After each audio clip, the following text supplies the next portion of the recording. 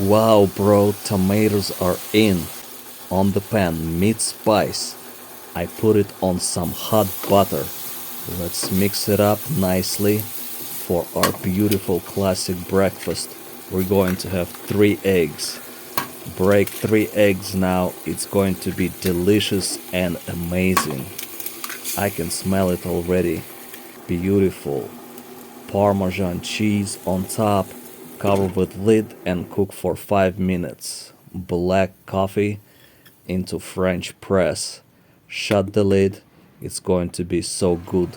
Look at that. Nice. Melted. Eggs are not overcooked. They're not stuck.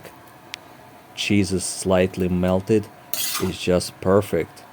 Service. Everything goes on the plate like that with 3 black olives. Yummy. So delicious.